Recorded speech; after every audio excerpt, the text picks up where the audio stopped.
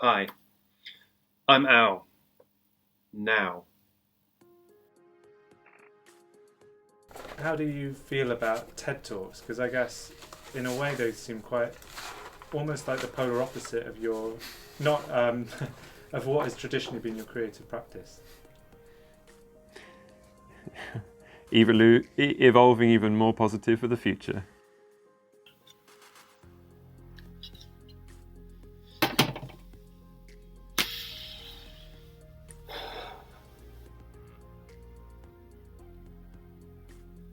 Hi, I'm Al.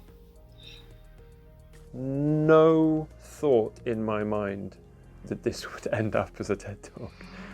For one reason or another, the film or the video thing becoming a possibility was like, this actually kind of feels more fitting, that it could be more in keeping with the aesthetic I have curated over my life, that the talk will be the thing that pulls together these disparate ideas and impulses. It will be a montage of stuff. Good morning, everybody. You're talking bullshit, son. How's that sound? Take care. Bye. Maybe it would be nice to, for the sake of argument, have a run at this in another 2 or 3 locations. We could even take the chair and put it in the middle of town.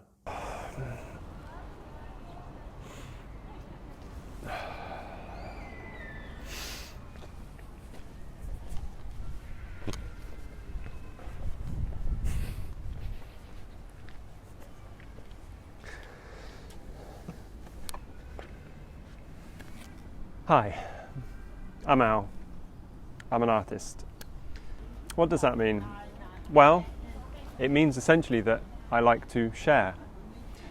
I like to share what's all around, and I like to share what's inside. I want to tell you a story that starts with Al, about 3.5 years old, sat on the steps behind the house where I grew up, with my teddy bear, looking out and feeling like there was something all around. A kind of a fizzing, clattering, shimmering, jittering energy. In the grass, in the wind, in the leaves, that I couldn't quite understand or hear, but that I knew was moving all around. I could hear it in the voices of the people as I walked the corridors in the house where I grew up. And I could see it out in the world as I started to meet people, look, listen. This feeling continued only to amplify, and I had a sense of urgency that I should be preparing for something, but I didn't know what. It was like there was an echo, and behind the echo was a scream, and it was a scream of all nature trying to get to me. I just couldn't quite understand it.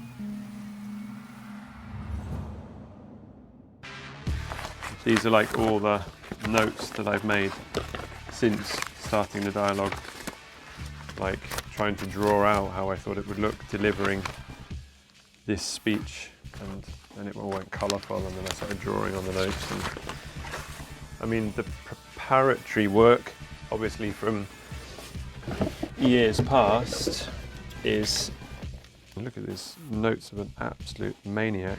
So this talk is kind of, does it feel a bit like the culmination of something you've been wrestling with for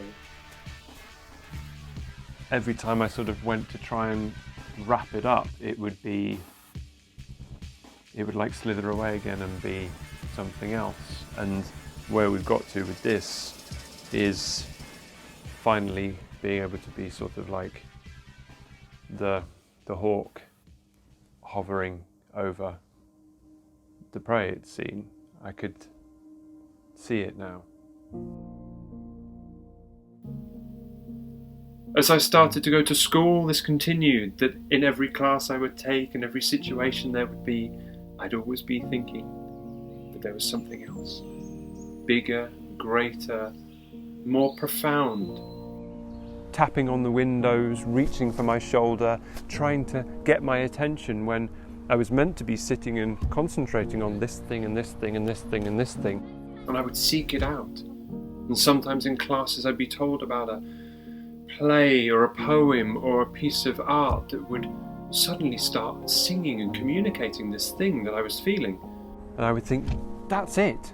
There it is. Everybody, look, come look, it's here. And then we'd have to move on.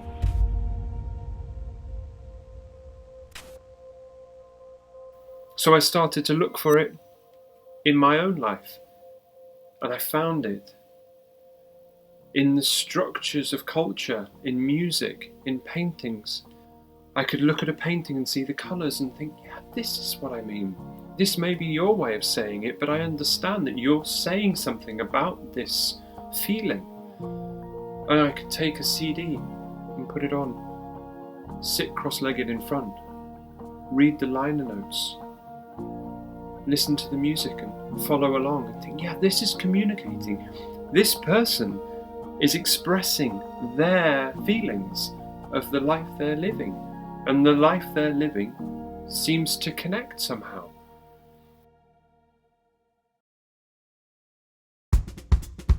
The artistic temperament is quite capricious. It likes to just jump from thing to thing and magpie, like, I need to do this, I need to do this.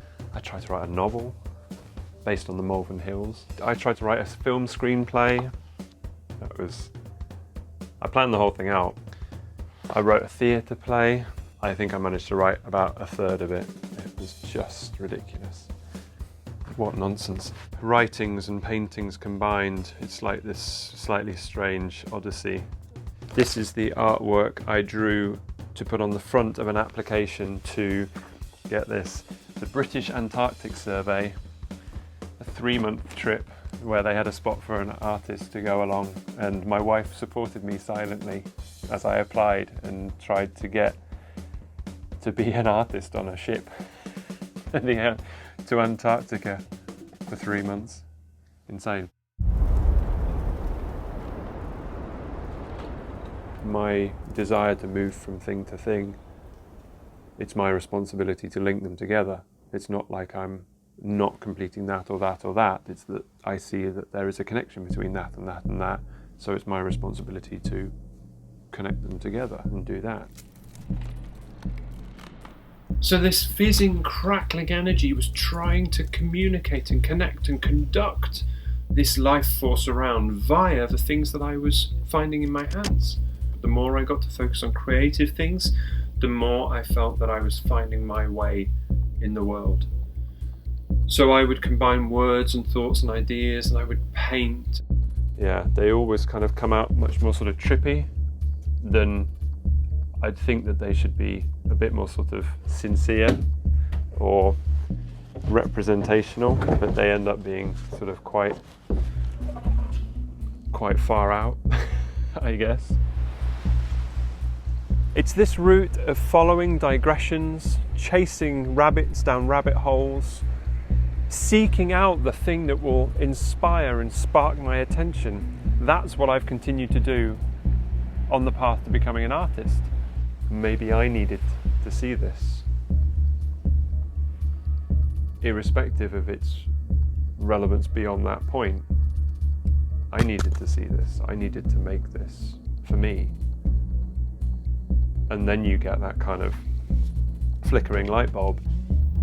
That's what the artist does. Either in their actions or in their studio, they set up a space where they can test out what they're doing in relation to life as a whole. They can test it once, twice. They can test it yesterday, today. Does it make sense in the same way? Does what I do today with each mark get me somewhere else for tomorrow? It's a kind of research program of the self. The person creating art or making music shows like the trial and error of responding to their situation. And it's not possible for everybody in their walks of life to be doing that, but everybody in their walks of life integrates created things which help them do what they do. The wider world you and I know today is a world that's much more complicated and confusing. And that's brought home this whole sense of the fragility of modern life into our homes. We didn't have now the luxury to think what we're going to do next month or next year. It's what are we going to do here, now, today, that can give our life meaning. The artist does this in a controlled environment, but they know deep down that won't lead them to feel they've made a masterpiece. It's in the acts themselves, in the gestures and the marks and the strokes of paint. There the artist is, focused, engaged. By taking the chance to find ourselves in our actions, I feel that we let that scream of nature into our very core. One instance of this for me was when I was holding my baby son, not long after he was born. And I would hum to him, a two-tone hum, something like this. Mm. Mm. Mm. And suddenly, all this hissing, crackling noise that had followed me all those years fell silent, and something inside me started to open up in stillness and flow. And I had a deliverance, an answer as to why I was where I needed to be. I am a piece of all creation, and through all the things I've done, right or wrong, that moment was where I had to be.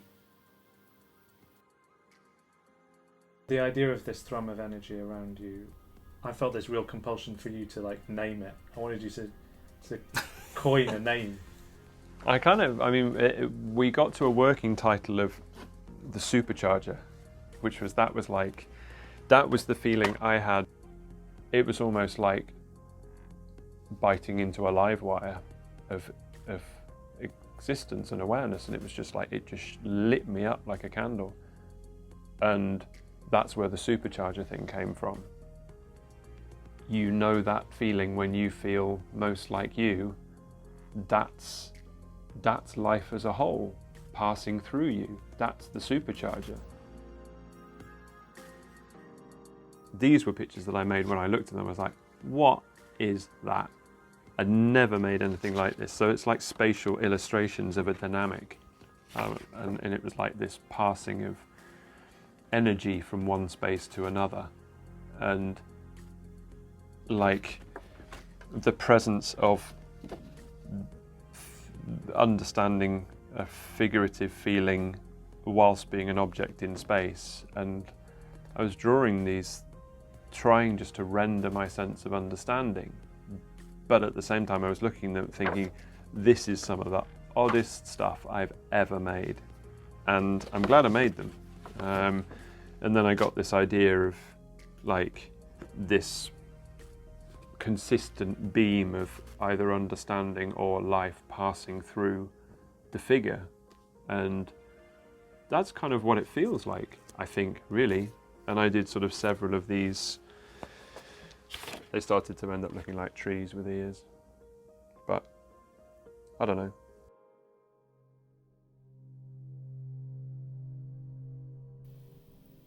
I try to keep that feeling with me at all times and carry it, so that whatever I'm doing, wherever I am and whoever I'm with, I check with myself and with all the selves I've been that I'm where I need to be and I'm doing what I need to do.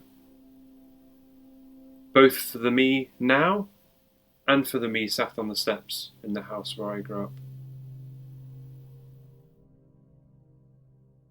Whether we like it or not, life is trying to interact with us via every possible channel. All of this realization of this stuff is like discovering what the Higgs boson is of life. It's what is everything. I think it's via exploring our actions that we almost begin to turn our attention outside to all of that potential coming in. So when it comes to expressing what it feels like to be amidst that, I think it makes art quite a fundamental necessity. We are existence experiencing itself happening.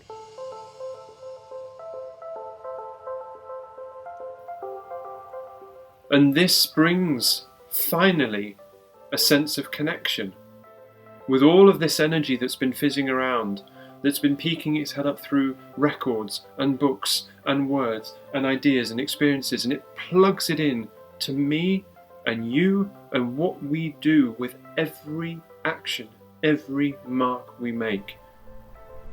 And via our awareness of this process happening, we can be conscious of our place in this baffling, marvellous, miraculous expanse of existence. You are all supercharged by life itself. And I am all supercharged. And I am Al, here, now, and all the Als I've been, right the way back. And through every mark that I make, I'm expressing all of existence. And through every act you make, you too are a channel for all existence. And we together, via our consciousness of our place, can reach up and explore eternity. See you there.